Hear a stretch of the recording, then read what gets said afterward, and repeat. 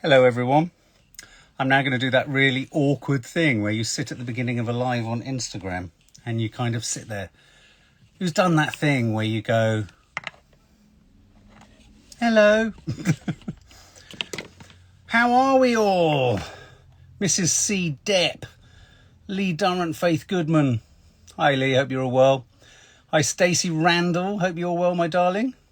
Hope everyone's good. I'm here to hook up. I'm hooking up with, yes, you've guessed it, dance your tits off, CAZ. Dance your tits off has just joined. When she sends her little thing through, oh look, there she is. She's already, I wonder if she's going to appear as a clown or with like a pancake on her face or something like that. Okay, so let's see.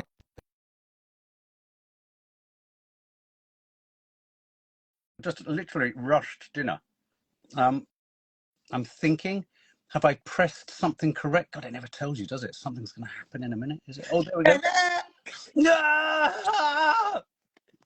You did that thing where you go live and you just sit there waiting for it. Go.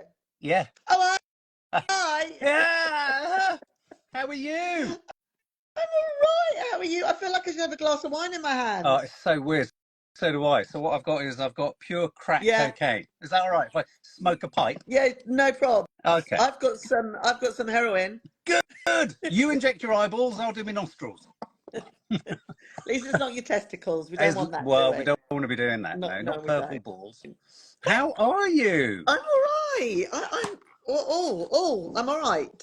I'm Are good, you? actually.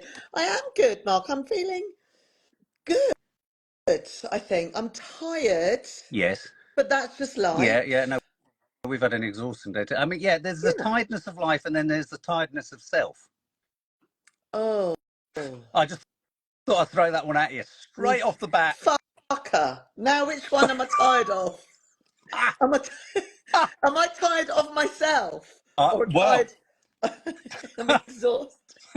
I'm exhausted of myself. There's tired of life, there's tired of self, there's tired of joy, there's tired of... But I bet you're not tired of Brighton or Hove. Tired of Brighton. I am Nadia. tired.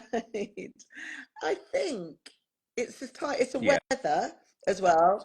It's a combination of, as we know, what's the shit that's going on in the world that I just find horrific, and then just I've been helping a lot of people lately, Mark, and I love it. Don't get me wrong, I love it, but I feel like I need a holiday. Oh, sweetie.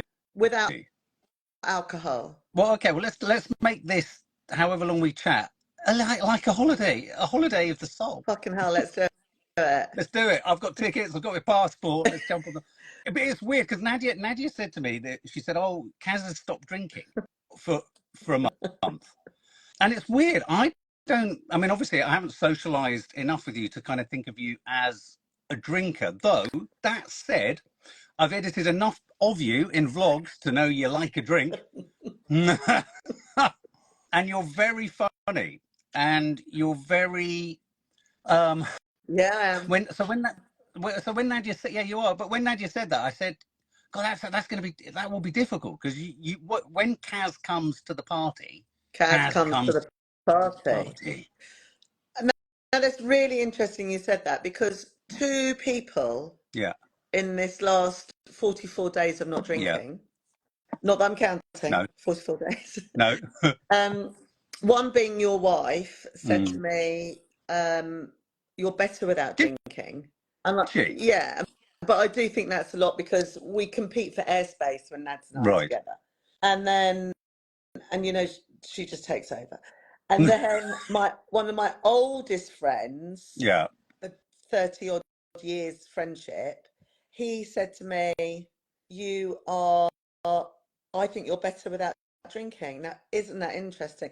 Now, and I know it's not because I'm a shit and horrible drunk, because I don't think I'm a horrible drunk. I get louder, which doesn't always need. We don't always need that, do we? Right.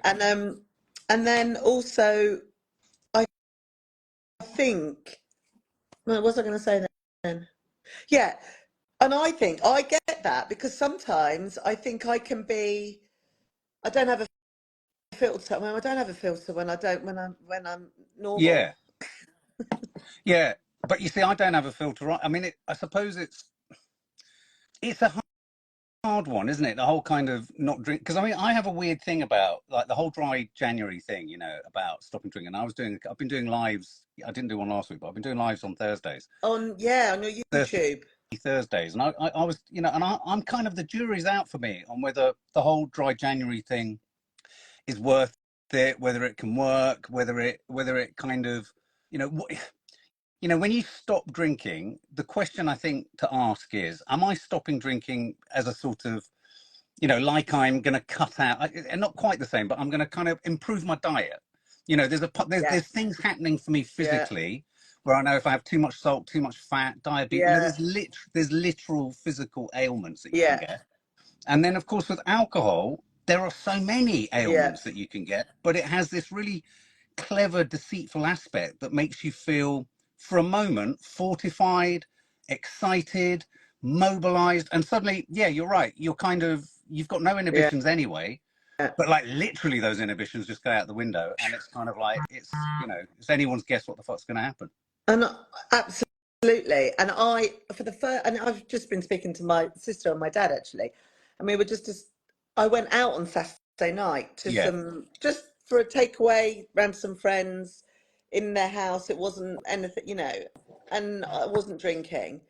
And there was going to be people there that I didn't know. Now that never worries me. I'm never worried that I wouldn't know what to say or anything like that. You know, I always feel I can strike up a conversation, chat about anything, chat shit, basically.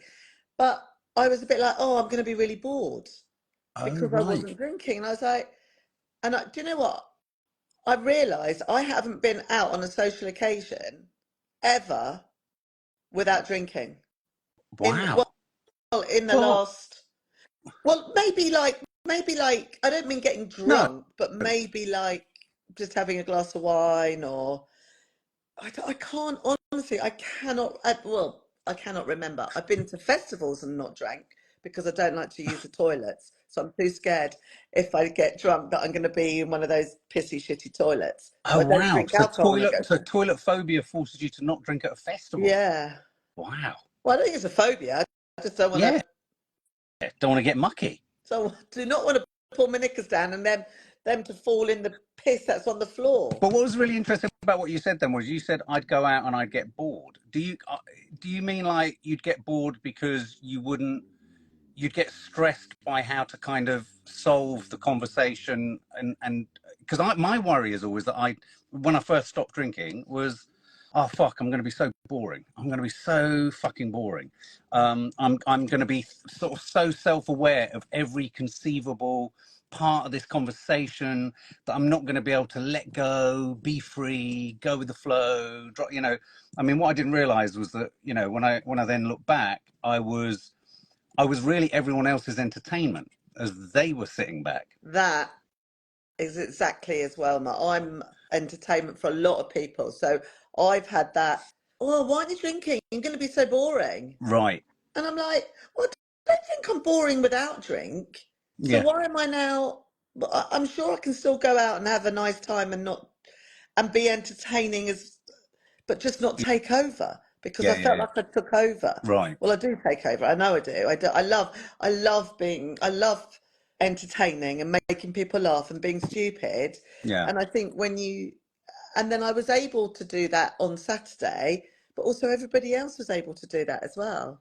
You know what I mean? I wasn't taking over, and I was listening to what other people were saying, because I think maybe when you're drinking, it all becomes about you a bit. Well, for me, it does. Do you know what I mean? It's like that kind of. That's a really interesting thought, because if I think back to, I mean, I've talked about it a few times. I mean, I had a really large, when I say social circle, I put it in inverted commas, you know, friendship group. I had a really large friendship group when I met Nads. And then as I got sober, as I say, I've talked a lot about it, you know, that friendship group sort of evaporated. It kind of just, and that wasn't, you know, I think probably for the first 5-10 years of that, not even that long ago, for some of them, I would feel like, oh man, guys, you really fucking you just turned your back on someone who, you know. Yeah, but was that Mark, was that more your choice of pulling away, or do you think it was a mixture of both? Well, I think that's a really important question, because when I look back, well, for example, I don't want to name anyone, but close friends literally went out with me. We'd go out for a drink, we'd go to a restaurant, it would be one-on-one. I was seeing people on a one-to-one. And what ended up happening was a couple of dear friends, I thought, couldn't cope with the intensity of the one-to-oneness. They, because there'd always be a crowd, there'd always be all of us and I'd be the kind of ringleader. And like you say, Nadia always jokingly says, she's a director in a sort of performer's clothing, and I'm a performer in a director's clothing, because once my inhibitions are gone and I feel safe, and that's the case in real life without alcohol. Yeah. I like entertaining. I like making people laugh and all that kind of stuff. But when these guys started to say, do you know what? I don't know. I mean, one of them actually said, you know what? It's not as much fun. It's not as easy, is it? Just sitting and not having a drink. And then a couple of others said, so what? Could you not just have one drink? And because what was happening, I was a huge reflection on their drinking habits. They were like going, oh, fucking hell, hang on a minute. This guy's not drinking, but of course that made me just think, oh my God, I'm boring. I am boring. Yeah. So I think what happened was it was a bit of both, because then I think I probably did retreat. Thinking, oh no, none of them are going to be able to cope with this guy. And did you retreat in a way, not just because you were worried that they thought you were boring, but did you retreat because you didn't want to be triggered to have a drink? In the early days, yes. Yeah. In the early days, yeah. I think one of the things that I still struggle with now is how to manage the prospect of being in amongst people who are pissed, having a great time. Yeah. I'm not. I can have a good time and I can be funny, but drinking always gets to a point where it's not even necessarily an in-joke amongst the drunk people. But it takes on a very repetitive kind of, and I like being funny, but I'm constantly trying to find new ways to be funny. Or it's like, and then suddenly you realise everyone isn't listening to anyone. Yeah. I mean, do you know what I mean? Especially true. Yeah. Well, but let me ask you, so you stopped drinking for January. What was the thinking behind January? No, I didn't even stop drinking for January. I just decided, in between Christmas and New Year, actually all of December, I've never been a home drinker. Unless somebody came over, I would never. Lucky. Yeah, pouring it on the cornflakes or anything like that. I've always drunk alcohol to get drunk. Right. I've never just really sat and go, oh, it's a lovely glass of Malbec, or oh, the fruits in that are divine. I like getting, it could be fucking Chardonnay, £2 from the local shop, and I'm just like, I'm pissed now. I love that feeling. But all through December, I went away. Poulet Fusset. I love the Poulet Fusset. Chateauneuf de Pape de Poulet Fusset. Yeah, and then can I have just 65 fucking lagers? Yeah, fuck off. 25 tequila shots. Yeah. Let's do it. And so all of December, I was away at the beginning of December, and then I drank quite a lot. And I'm not a massive drinker when I go on holiday either. Right. I like to use holidays as a holiday, because I always, and then it was just social, lunch, have a drink, out in the evening having a drink, not necessarily getting drunk, dehydrated. And then I've got diverticulitis, which is just a tummy issue. Alcohol doesn't like it. My tummy doesn't like alcohol, I should say. And also I've got osteoarthritis. This is all stems from post-cancer shit. Yeah.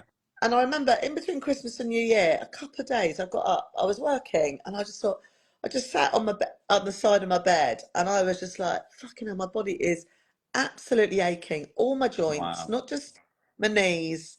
And I just thought, you know what, Kaz, you are really abusing this body. Do you know what I mean? It's been through hell. Yeah.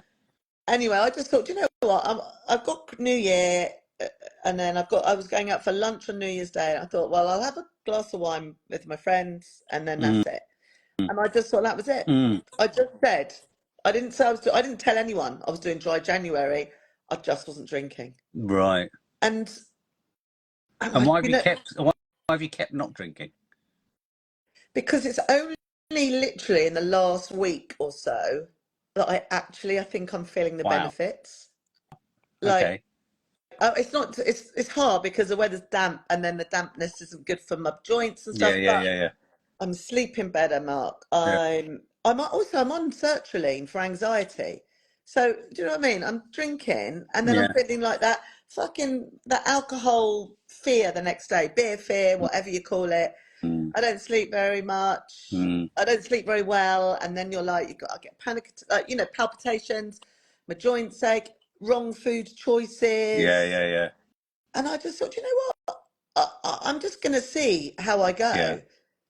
I'm not going to put a time on it. And do you know what? I'm happy. Like I'm out tomorrow night. I'm out Friday lunch, and I'm yeah. out Sunday lunch. That's 3 occasions this week. Wow, And I do well think done you. it was easy when Nadia and Tits and Hannah Yeah, came down, and I just said, "Oh, just so you know, I'm not yeah, drinking." It's really nice because of Nads, obviously with you. yeah, yeah, yeah. She doesn't go, Ah, "Oh, why aren't you drinking? You're really but it's funny boring." you should say that. I mean, I was going to ask, do you so prior to this, when you hear that people aren't drinking, what's your immediate thought? You know, like because and it's a leading question because I mean, this year, this October, I think it's 20 years, and I said to Nads the other day, I was doing a live something about something, and I said, you know, it's getting to that really difficult place now where the majority of my adult life, almost, or Yeah. drinking life, I've been sober. So in a sense, one of the really important things for me when with AA and doing kind of meetings or sharing or talking about everything I went through is staying in contact with all the wrong reasons why I was drinking. Do you know what I mean? Because otherwise I can just Yeah. slip into thinking, fucking hell, I'm so disassociated Yeah. from that life back then. Not that this thought has crept in, but I've heard it creeps in for a lot of people who've done long-term sobriety, that they think, oh, you know, I'll be all right this time, or maybe it's not as bad, or maybe I'm misguided, or maybe I've changed, you know, and all that kind of stuff. But one of the things I used to do when I was drinking way back when was whenever, and I had a really dear friend, a guy called Tony from Texas, Texan Tony, and he was like Tony. my editor, and he was about 8 foot tall, and he was the first guy I ever met who smoked vapes. He was so cool because he had like an electric light in the dark that. And he'd be like, anyway, and he was nuts, and he used to be a heroin addict and all this. I knew all this. It was crazy. And I remember taking him to the pub in Bristol one time and saying, "Oh, what do you want to drink?" And he said, "Oh no, I'm not drinking." And I can't believe I was like that. I said, "What's wrong with you? Don't be a fucking Yeah. idiot. Have a trip." Of course. A year later, when I've been done for drink driving, smashed everything up, my life's in tatters. I've got fucking hanging out of helicopters, nearly died in the North Pole, fucking landed in the garden, set my hair on fire. My wife's looking at me like, "What the fuck is wrong with this lunatic?" Texan Tony calls me up and goes, "How's the drink doing, dude?" Ah, you were sober. Do you know what I mean? But and Yeah. the reason I asked that is that I had all those perceived notions of what is wrong with someone if they're not drinking? What is so wrong with? So the thing that you were worried and you didn't get when say Nads came is Yeah. understanding. You know? It was a nice comfort that, I mean, there's a moment where I thought, oh, I really want to have one, but I don't just have one. No, I like getting drunk, Mark. I love that feeling. I exactly. love it. And I say, But I probably, out of when I drink for a whole night, it's the first two, isn't it? So it's like when I used to smoke menthol cigarettes, that first fag with a glass of wine, heaven. But we don't. We get to the end of the night, you smoked a packet of Silk Cut, you've drunk fucking God knows how much and snogged, Dean from down the road who you don't I've even snogged him. like. He's a I fucking knew nightmare. you Yeah, had. Dean. Fucking hell. No, but the weird thing is, it's funny you should say menthol cigarettes. Love. I've got a theory about menthol cigarettes. I think menthol cigarettes are a metaphor for every form of addiction because you're smoking and you've got menthol because you think it can't be bad for you. Yeah. Yeah, absolutely. It's like, I know. I And did the same. I'll just have a like sucking menthol. on mints. It's like it disqualifies the nicotine Yeah. going into your Because you can't taste the smoke of I weird know. shit, weird shit. But what But yeah, no, I I, get. so I've got a friend of mine, we were talking the other day, because she's a drug and alcohol rehab Right. counsellor. And I wasn't talking to her because of my alcohol stopping. We were just chatting. She goes, which I never thought about Mm, this. Well, I didn't know this out of drugs and alcohol. yeah. Alcohol has the worst long-term effect on the body than any other Well, drug. Fuck me, So it doesn't surprise me.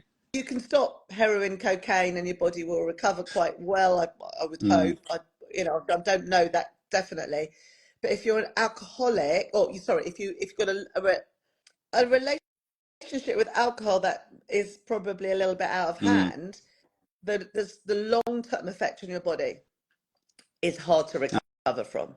Absolutely. And it is the most fucking accessible, and it's isn't it?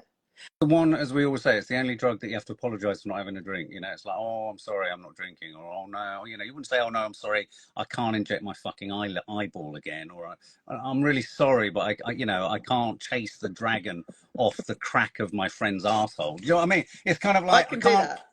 But you would sort of go, yeah, you bet you bail out of those situations. Like, you know what, not tonight. But with alcohol, it was always the shame was, and I think it's really interesting that you should have asked that question at the beginning about the extent to which my friendship group sort of fading away was about me too. I think it was the shock of the new. I think I frightened them.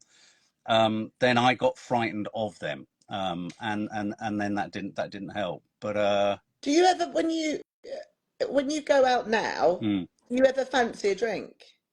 No, I don't ever fancy the substance. What I do find, and what I do feel, and whenever I'm the other thing, of course, is like you were saying, you've got your underlying conditions, or illnesses, or issues that get flared up and what have you.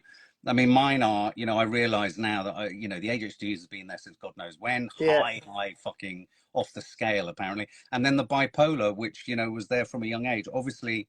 What I find amazing and quite sort of humbling is how our bodies and how our minds try and manage this stuff.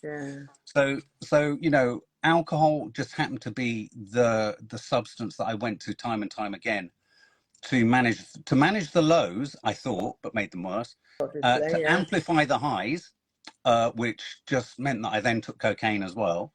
And then the highs would be so high that, I mean, there were times where I thought my heart was going to fucking explode. But I don't crave it when I'm out, but I do wish I could get, in inverted commas, out of my head.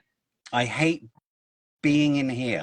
It's like I always say to Nads, when we're having, if we're going through a difficult patch, or if I'm going through a difficult period, or we're working a lot together on stuff, and I'm like, God, you can walk out the room. I can't leave my fucking head.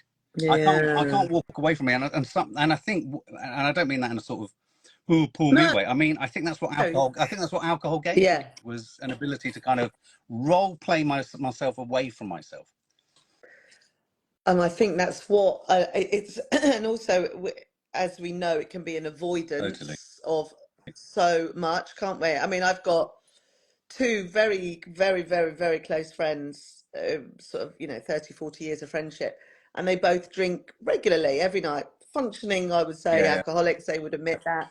And I would love for them to give up, not give up because I don't think they can, but it's the health implications. And I think I see, so in my work as well, helping others and, getting a better life and for themselves, I see so many people's bodies disabled from their lifestyle, from simple things like having a couple of glasses of wine, from maybe not eating as much veg as they should, and from not moving as much as they should. And and it scares me, Mark. It scares I have a massive fear of my body disabling me. She's my bestie's on here. So my body's disabling me.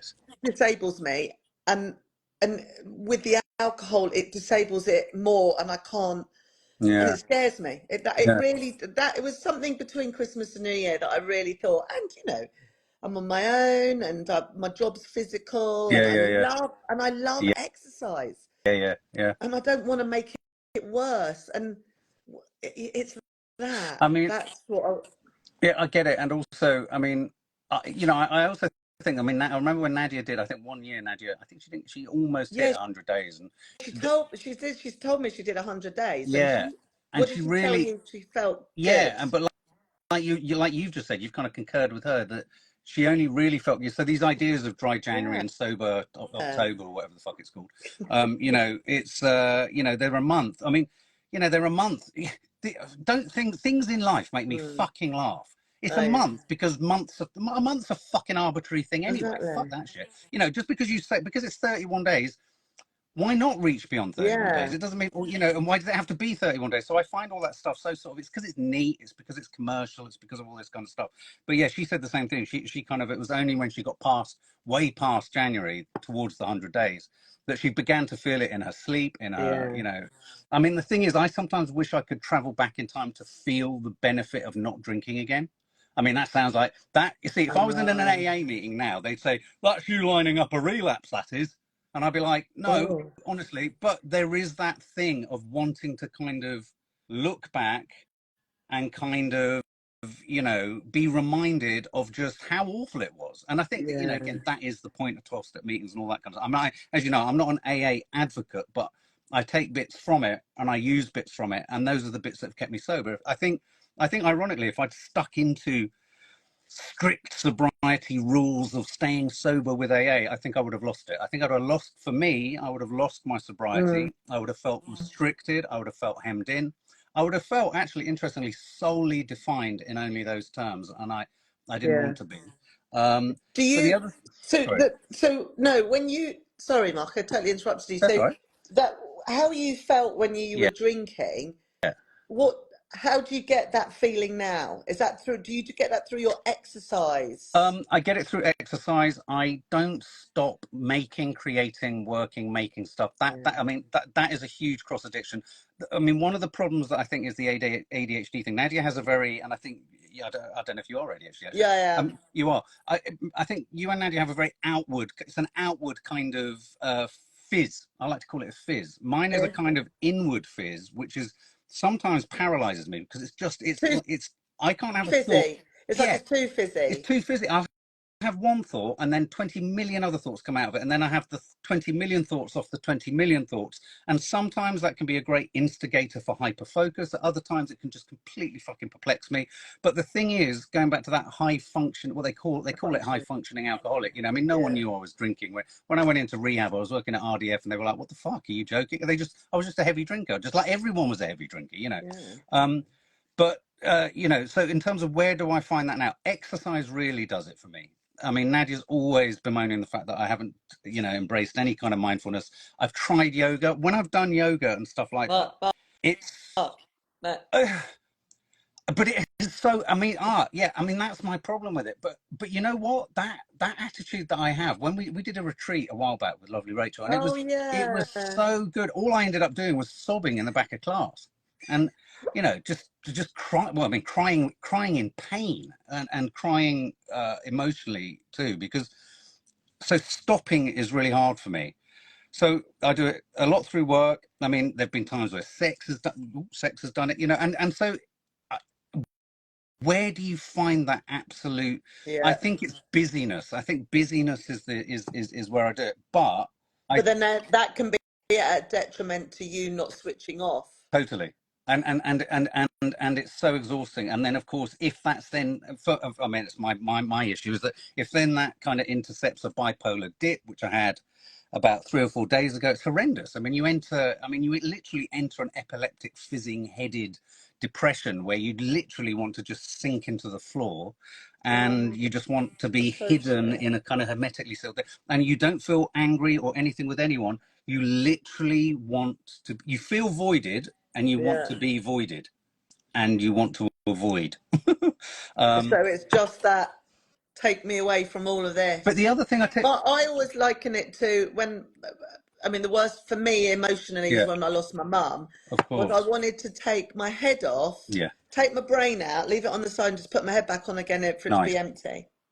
That is the only thing I can compare how your head must be like that. Yeah. Like, so so the difference with you drinking is you drank to escape that thought process.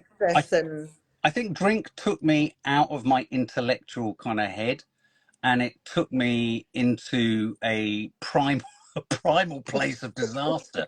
I mean, you know, I've talked last 2 weeks ago, I was promiscuous. I was, I was incredibly engaging. I thought, well, when I say engaging, I mean, I would drive a night, I mean, people were like, fucking hell, let's hook up with where's it going to end up?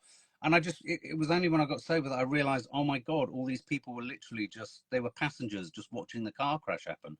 And I was the car crash. And whereas most people would do that one night a week with their group of mates, I was doing it 5 nights a week with 5 different groups of friends, in which there were 5 different people I was having a relationship with. I was then managing all of this shit. And that was, so what came with drinking literally numbed me. And the weird thing about cocaine and ADHD is it does this weird thing where it sort of, you think it just makes it go faster and worse. And it kind of does, but it also just allows you to have razor sharp focus whilst off Really? your tits on whatever it is you're doing. But of course, when you take cocaine, what are you doing? You're doing really stupid things like running around central London, going clubbing, dancing, snogging, kissing, talking about your fucking dry cleaning, really boring, thinking it's really interesting to everyone. Everyone's sitting there fucking, Everyone wants to hear about your dry cleaning, Yeah, obviously. yeah. I mean, it's ridiculous. I mean, one of the things that I think is really important, and you said it earlier, and I think it's something that because being a dad with kids is really hard when Yeah, you're an alcoholic, or an addict. And my line on drinking is, I had so many great times on it. I had such a laugh. yeah. And I Me think to too. pretend that you can't and to pretend that it isn't fun is A, dishonest, disingenuous, B, but also it's a fraud. I mean, Yeah, you can't say that. We wouldn't all have done it. And when I look at people like you or Nadia, and I think, that there's no easy way to live your entire life drinking if for you, and this is maybe where you're at the yeah, moment, you think, and I know there are other people here who feel like this too, Lee, yeah, if you feel that, oh, I'm drinking for the wrong reasons, or drink is having the wrong effect on me, yeah, you're in no way are you at an alcoholic point. You are at a point where you're negotiating your relationship with something that can deliver for you sometimes, but just yeah, quite often isn't giving you what it used to give you. yeah. And that for me is relish that, Kaz, I relish think that, I love because that, Mark, because I think it still gives me the buzz, yeah, but what it doesn't give, I can't recover from it like I used to, and I hate that. And my body says, what my yeah, body's been through, fucking hell. And I also feel when, as a menopausal woman, which yeah, a lot of women are on here, yeah, our bodies change so much that we haven't got that. I mean, I can't take HRT, so we haven't got that moisture. I haven't got that moisture, yeah, so I'm dehydrating myself even more. My yeah, joints are fucked from post-cancer drugs, and I'm making it worse. So I have to look at that because it's not the alcohol that. Does that make sense? It's not totally. the actual drinking, and I love the drinking and the partying. It's the after effects that I Yeah, think about that I really, really has, yeah, shooketh me. shooketh you.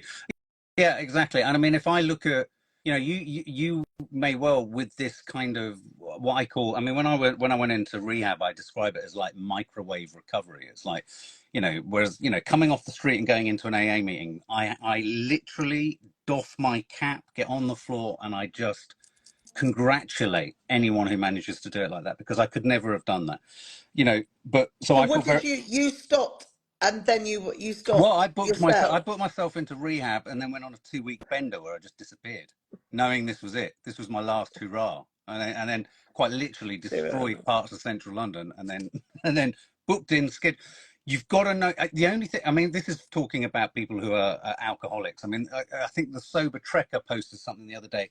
No one is going to stop drinking unless they are ready and willing to stop, if it's destroying your life. There's no amount of anyone, any lives. It's No. why it's really odd. It's why it's interesting why having a conversation with you, you're not an alcoholic, you're thinking about your Yeah. drinking, you're looking at how maybe it's going to change, you're in a period of sobriety at the moment.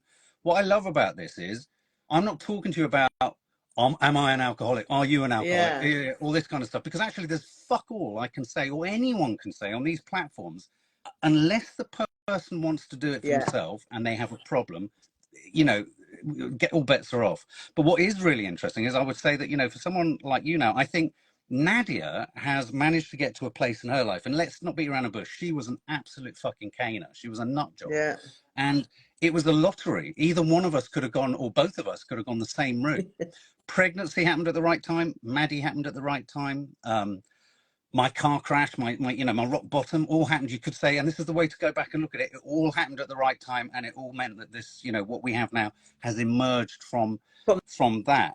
The shitness. Yeah, from the shitness, exactly. But where she's got to is such a brilliant place in her relationship with alcohol. She can have several drinks. She can even, she'll have to plan, like she says, I have to plan for it a week ahead and a week afterwards because I've got. But if she wants to have a blowout, she knows what the consequences are. And so it's a kind of, well, I know what's going to happen. And that'll be the place, you just need to get to the place where it's not a routine thing where, why is it every time I drink this fucking happens, or why is it every time I drink? And it's not every time I drink because you're not drinking every day. So, but, it's like, you can get there. That's my point, Yes. And that is, I'm happy not drinking. And and obviously I've got 3. Tomorrow night is just going out with 2 girlfriends for dinner because it's Galentines. Valentines. One's not drinking and the other one might have one. I'll be fine with that. Friday, I'm going out for lunch with my sister and my nephew, so it won't be drink orientated. Yeah. Sundays, it's 7 years this weekend since I was diagnosed with breast cancer. Oh, okay. So I'm still here after 7 years. Oh, fucking hell! Wow. And so there's 7 of us going for a roast, and as I said, I'm all right. I'm all right with that. I might I love a glass. And actually with eating, I'm better because I love a glass of wine before I eat, and then once I've eaten, I don't really, because I'm full and my tummy's. See, what I love is these mini qualifications that you're talking about. It's like when I wake up, when Nadia, her sister, or you guys have been over, and it's the morning, or whatever. I come downstairs. If I see a glass of wine with half wine in it, it makes me fucking furious. I'm like, we didn't finish what it. The fuck, you can and you don't. There are, so often. And this, in AA speak again. Me, when I pour away a sort of like, about that much in the bottom of a bottle of wine or something down there, for many, I've heard so many stories of people saying they suddenly pour it and drink it, or they'll open the fridge and drink. I don't get those moments, and touch words there, but for the grace of God, it hasn't happened. But when I see these bottles, I go, what the? This is an insult. If you're gonna drink it, drink it. We're good. Yeah, you know what I mean? I find it funny. You're just jealous. Yeah, exactly. There is that. I get. I just get to a point where I drink and then I just pass out. So it's not, if I'm gonna, and actually, remarkably, I have slowed that down since menopause and cancer and all that shit. Not a conscious thing. I just think my body's just like going, CAZ, fucking stop this, for God's sake. And I think I'm just going to see how I go. I don't know when I'll. So it's funny you say that about like my best mate who's on here, Sam. Hi, Sam. Her parents died of alcohol-related diseases. I know she won't mind me saying that because she's not known as Sam on here. And she's given up smoking for God knows how many years now, which was amazing because she was a massive smoker.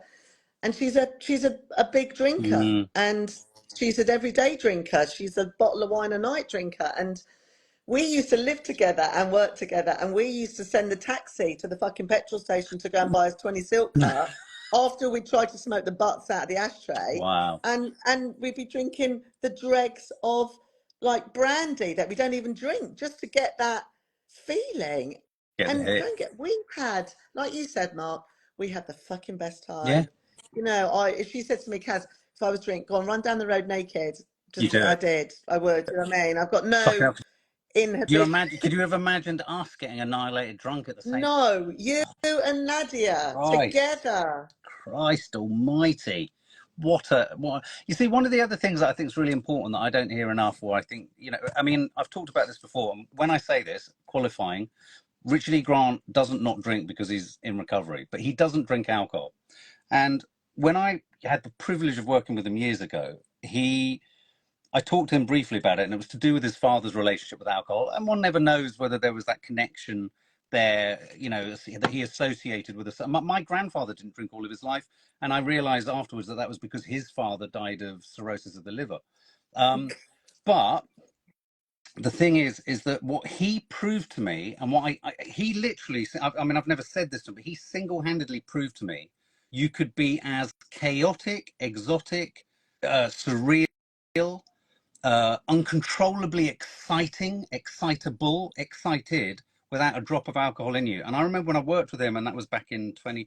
I was about 3 years sober, 4 years sober, and I came home and I said to Nat, I said, "Fucking hell, he's proof. He's proof." Now, his proof is what informs my stupidity. I will, going back to what you say about what do you do now to get high, I actively kind of try and take myself into whatever the fucking surrealism is. It's why I take things to the edge. It's why I like to shock. It's why I like to annoy Nads. It's why I like to entertain the girls. All this kind of shit. I do that, and I love that. But I think you have that personality where you aren't going to say, "I'm not drinking all my life," but you can also prove that you can be fucking nuts and not have a drop of alcohol in you. And for me, that's so important. And not have and also that going back to this going out for this takeaway on Friday night, there was a lovely couple there, and he was a funeral celebrant, and we had great chats because I want to be a marriage celebrant. Wow, I was telling him that I'd like to do a marriage celebrant. celebrant. I said, but I fucking cry at everything, so but I couldn't do funeral. And I was thinking, I'm actually listening to you, what you're saying. I'm not chatting shit. Wow. I'm not being loud. Wow. I'm enjoying. I mean, there's always going to be people who are boring, isn't there? Of course there are. You know, they need to have a drink. They need to have a fucking drink. And actually, the other day I went out for a dinner with a couple, a boyfriend and girlfriend, and they were both drinking and I wasn't. And he used to be one of my drinking partners. Oh, wow. And then we went out at Hoppers 5. They got to Hoppers Day, and I just said, "Guys, I'm going now." And they've been drinking. I was bored. I wasn't bored. I had enough. But I was happy to go. I could have drunk a whole bottle of red wine and woken up the next day and felt like shit. But I didn't. And it's not a pat on the back, because I would have enjoyed that bottle of wine. I would have fucking loved that bottle of wine. But now I'm struggling with that feeling the next day, and I'm really, and I don't know whether this is like reining me in. I'm going to do it for however long, see how long, and then just if I want to have a drink, I don't know, will I have a drink? But I think you're in a very, very similar place to what I hear Nadia the way Nadia talks about alcohol. Okay, she maybe hasn't completely stopped for a period of time recently, but she's guarded around it. She's strategic around it. And it's funny, Mark, you said it, because I've always noticed that. I've always been the one who's just gone for it. I've never properly sat down and talked to her about why she's more like if we've been out, she won't necessarily drink wine because it gives her a hangover. She'll have a vodka, and she'll only have a couple, or she won't. I think the only time I've seen her was when we went to Tit's party. Worst hangover of my life last year. That was the next day. That was because Whispering Angel was sponsoring it, and that's dangerous.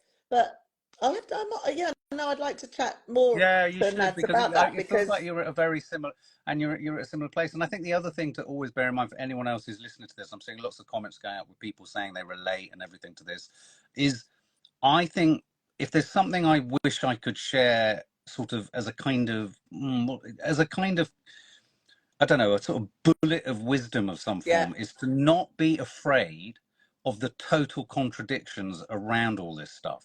You know, I think we're encouraged with mental health and with approaches to things to be all one thing or all the other, so all sober or all not, or, you know, if I have a problem, I'm an alcoholic. No, I mean, I've gone through on various kind of, you know, lives that I've done through quite an extensive tick list on, there's a lot of pretty clear criteria as to when you're an alcoholic. And unfortunately, one of the most telling examples or definitions for me of an alcoholic is the last thing they're going to do is say they are one. You know, I mean, it's the disease that tells you. So for me, when I meet someone or talk to someone, or like we're talking now, and Nadia said that you were at where you're at, and you know, and I know other people in my life who are in a similar relationship with alcohol. For me, as a recovering alcoholic who's blown it, I blew it. I fucking blew the gasket, drank mine and drank everyone else's, snorted mine, snorted everyone else's. I had my stuff. I just blew it. I'm the sacrificial pig. But when I hear people like you or Lee or whoever else is talking about drinking and their relationships with it, and lots of youngsters, lots of friends of our kids, ask for advice stealthily, sort of through the side. I think this is brilliant. This is what to use a recovering alcoholic for. Don't get to where I'm at. And like this is what you could start to program into your drinking now to yeah, avoid this. So I think most recovering alcoholics shouldn't just be in AA meetings with their sponsors going to AA, being of service to other AA people. They should be in the real world talking to people about, you know what? Let's just take the kind of taboo out of drinking too much or not drinking. You are being told by society to drink so much all the time. So don't blame yourself totally for the fact that this is happening or you're struggling with it. Because everyone, and not just everyone in society, but everyone that you go out with, everyone's being told they should do it more and all this kind of stuff. So I just think embrace the contradiction. Also, fucking cool at talking and discussing and explaining. You make it sound sense. Like it's like I there don't is know about this. that. You do, Mark. You're so and bit like you do. You make it sound sense because even though I have a go at my lovely friend who's on here, I don't have a go at her. I love her so much. She's like my big sister. She's the one we live together. We work together. I'd love her to not drink, but like you said, like her, she couldn't stop her parents. I couldn't. No.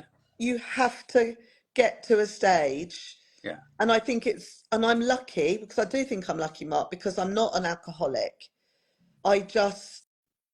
Whereas I know my friend probably is functioning, well, she's admitted she is. And that's so, like you said, it's about getting a better relationship with alcohol before you become. Exactly. And look at why you're drinking. I mean, it's like exactly, and it's these, and also on that, CAZ, it's these conversations that people need to sit on the margins of and listen to and hear, perhaps, and not have to contribute to or then define themselves out of, because the last thing anyone who is an alcoholic would be doing right now is going on a live with me asking me about drinking, because you would be wanting to hide so many aspects of what's going on for you. Do you get me? And that doesn't mean you can't go through, and this is again, embrace the contradiction. Just because we all say this today doesn't mean trauma could happen to you in the next 3 weeks. You could go off the fucking boil, you could completely cane it, you could then throw yourself into a place where you are nudging towards it. But again, I genuinely believe that we are all kind of moving along a sliding scale of dependency and non-dependency and all that kind of stuff.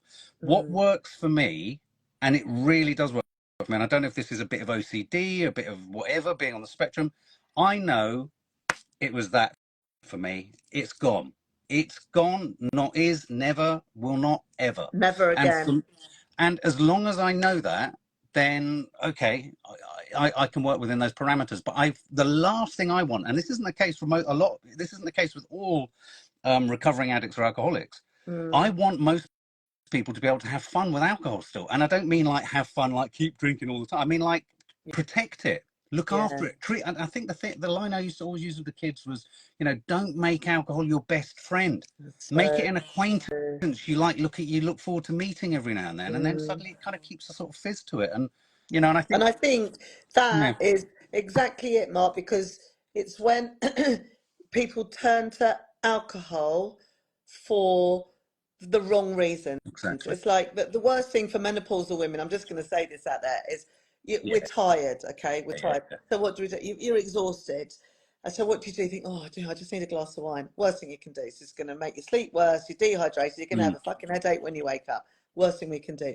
So it's about, but then that's also the same with why people choose or not necessarily choose or have issues around the food, because I do a lot of work helping people with their choices in food and, body image and all that stuff. And it's like, well, you can give them the tools, but they've got to take it. It's like so many people say to me, "Oh, Kaz, what do you eat in a day?" So it's fucking irrelevant what I eat in a day, because what I eat isn't what you're going to eat. And if you ate the same as me, you're still not going to look the same as me. Absolutely. So you know what I mean. You've got to. So, and I love what you just said then, Mark, about having a better relationship with alcohol. You've almost made me feel that I can drink again. Well. No, I don't mean. No, but I'm not. Isn't it funny? But it's fun. No, it's funny you should say that, because, of course, from a recovering alcoholic perspective, one would, in an AA meeting, you would, this would, there would be that sense of this. My point on this is, you are a person in the world who drinks. You are around people who drink. You are talking about it and engaging with it in an intelligent, thoughtful, considered fashion. You've hit a moment in your life where you felt maybe it's just not really not delivering for me. Thankfully, you haven't, got up the duff or thrown someone through a window or crashed a car into the sea. You might have come, you may have done all sorts of other stupid things, but where you're at right now is you're taking stock and you're thinking about it, and you're not. And this is where I have a real kind of ambivalent relationship with the whole dry September bloody bollocks, whatever it's called. October, January, I can never get it right. Is because I actually think in the end they can be really dangerous for people who have got a long-term drinking problem. I think that they can sometimes leave someone in that annual perspective, because it's a month here and a month there across the what you do is you look at the year like a week and you go, oh well, that month I didn't drink. Yeah. So it's all right to do this for the rest of it. And it leaves, I would say, not for everyone, but for some, it could leave a lot of people who are genuinely alcoholics just thinking, oh, I can control it. And I think I used the analogy of, there wasn't such a thing when I was younger. I was sober for a month and I traveled around Indonesia with an ex-girlfriend. And when I did that month was enforced because there was no alcohol out there. I came back and I thought to myself, I'm not an alcoholic. I haven't got a problem. I can do it for amazing. A month. Yeah, it's easy. And that probably meant that I was in the wilderness for another 3 to 4 years because I just, Because and actually it's funny you say that. I didn't even think of it like that as well. My friend did it, the one who drinks quite a lot, and she went, oh, I didn't feel any different. And then he went back to drinking. I'm like, I didn't, but I do now. There you go. I suddenly thinking my tummy's not so swollen, my tummy's not so arbitrariness of the month thing. Okay, it's just a month. Okay, well, if you're going to do it, do it. It might mean that you feel great after 2 weeks. That's a boon. Then you don't, but it's probably going to take longer. It's probably going to take longer. And the other really important thing to say as well is there's this weird kind of, because we're the kind of I want it, I deserve it culture. And I don't think that is just reserved for I hate all this snowflake kind of dismissal of younger generations. I think we are all, I want it, I deserve it. And so I think there's an assumption that you stop drinking. I want everything sorted. I'm still upset. But I thought not drinking would mean I wasn't upset. How does that happen? What a shocker. No, all it means is that's the same with going on a fucking diet. Yeah. You've got to look, all right, I go on a diet, right, you've lost a stone, and then you're still feeling shit. Yeah, the reason why is because you haven't got to the root of why you were overeating, or why you were calorie controlling, or why you were eating too much. Why were you choosing the wrong foods? Why were you waking up in the middle of the night and going and have a fucking cheese and pickle sandwich? That is exactly the same reasons, and that is, and I suppose I'm quite lucky that she's telling me now she did 3 months. Yeah, but it was good for you, you bitch. But it was, it is, you've got to look at the reasons why somebody is doing what they're doing. And I have done a lot of what, studied and done this through the work I do. So I am looking, I'm not an alcoholic. I love getting pissed. And it's interesting. We went out when I was away and my friend's son, I said, oh, do you want a drink? And he's 16. He went, oh, no. And I went, oh, have you tried drinking? And he went, yeah, I don't like the taste of it. Now, whoever starts off loving the taste of alcohol, it's fucking rank. It's hideous. We drink it to get drunk. Exactly. And then we still don't like a Chateau Neuf de Pape or a fucking whatever Ponty fucking. I do love the taste of wine now. But it's taken me God knows how many fucking years. But that's another thing. I mean, look, don't get me into the whole pretending I'm a wine connoisseur in order to justify my let's get the really expensive one that's kind of from the Loire Valley, and let's pour it whilst looking at the sun through the sunlight as it gleams. Don't you know that the way it pings around the glass means it's breathing? Fuck off. And all those things down the glass are something that makes it a good wine. Yeah, no, fuck that shit. And by the second glass, it's like, get the fucking bottle open and pour it down my fucking throat right now. Excuse my language. Just mainline that wine. Yeah, they're all this bullshit. Exactly that. Yeah, exactly. Oh, sweetie. Well, I think I just think it's amazing what you're doing, and I think you know, the other thing to do is not be going out every day thinking I've got to not do this or I've got to do this. You know, it's just go with the flow. I mean, you're not breaking any. You know, there's no one anywhere that no one's got a flip board or a flip chart or a checklist and is going to come up and go, hang on a minute, when did you have that dream? When did you have that dream? I think you might have sneaked one I in. will. I mean, this, bear in mind, anyone here who is in recovery, I would be talking very differently Yeah. if I thought that CAZ was an active alcoholic. Yeah, But I yeah. think yeah, I mean, but the other thing about anyone who knows anyone who is an active alcoholic as well, this is always a salutary tale. I was in rehab with 20, there were sort of 26 people, 24 to 26 people it was a floating group. They used to say this thing of, did you come in vertically or horizontally? Like, you know, one parting on a stretcher, or did you come in walking? I was a vertical. But of the 26 I was in rehab with, it's a really stark set of statistics, and I can tell you why for the majority of them it happened like this. I know approximately 12 died of the 26. Another 10 to 12 relapsed within the first 6 months. One or two got further, but they too, I've heard through, you know, Yeah. people at the rehab center, they too picked up, may have got sober again, but picked up.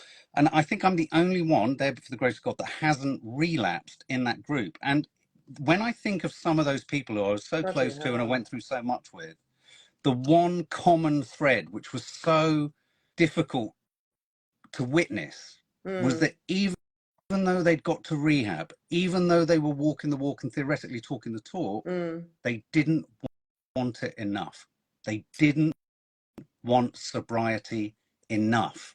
And it's such a killer comment, Well, that, because that is it is tough, Mark. that is tough. I remember, and I tell you what, it was the worst probable thing. A competitive gene crept into me, because they stood us up and they told us that this fact was going to be true, and it came true. Of all of you in here, only this many of you are going to possibly survive or make it.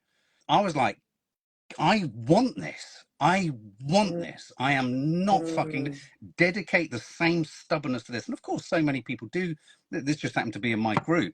You know, so many people I meet in recovery say the same thing. You've got to be, there has to be, you have to want it enough. God, but what happens if Sobriety. you do want it, but you don't, but you struggle? Well, even in that. So, for example, you know, someone does an intervention, they come into your life, they drag you to rehab, they take you there, they put you there, you dry out, you get past the DTs, you've got to a place of sobriety, in inverted commas, and you're sitting there and you're like, okay, well, I haven't drunk for this amount of time, I've been saved from well, you're in the best position now to try and start, you know, recovery, AA, therapy, and all that kind of stuff. But if it's really hard thing to say. You can meet, when I meet some people and they say, or they've said that they're in recovery, or they've said that they've been sober for a certain amount of time, and I can look in their eyes and I can almost feel or sense, just from what they're saying and how they're talking around it, you're not yet on board. It doesn't mean you're going to lose your life. I mean, so many people relapse all the time. I mean, the vast majority of people will relapse and pull back. Relapse is fine. And I think, you know, something has to be taken, all the heat needs to be taken out of relapse, you know? When relapse does happen, and before I went to rehab, I relapsed 2 or 3 times.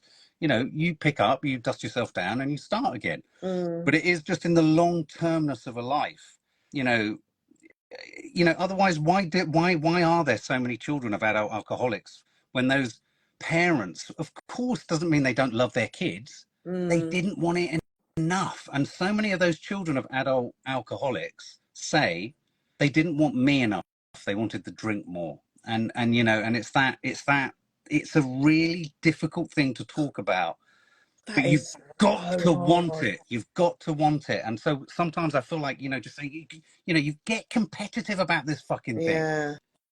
You know, And for me, it's fighting against, oh, look, my lovely Sam, my lovely Sam, who's she's a counsellor as well, who I think, like, I saw my mum kill herself basically from food. She died of obesity.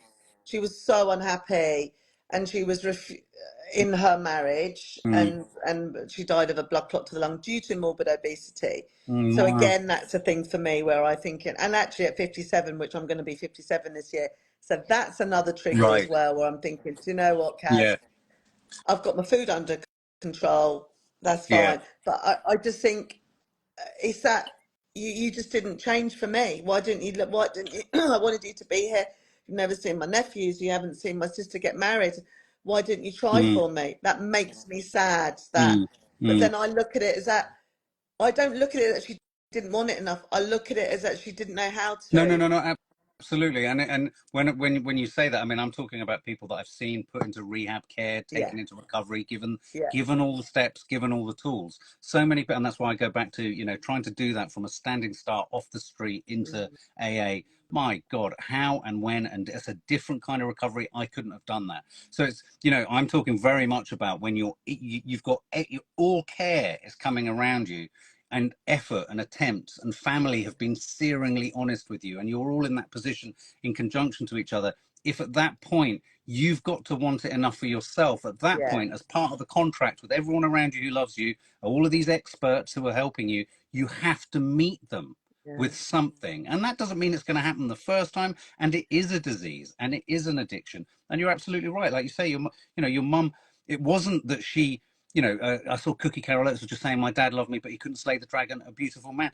It's not because they prefer it to you, but they No. just can't see past Yeah. it. And it's got in there. And, they always say that the most baffling part, or what defines the illness of addiction is that it's, one of the signs of it as a disease is that it tells you haven't got a disease.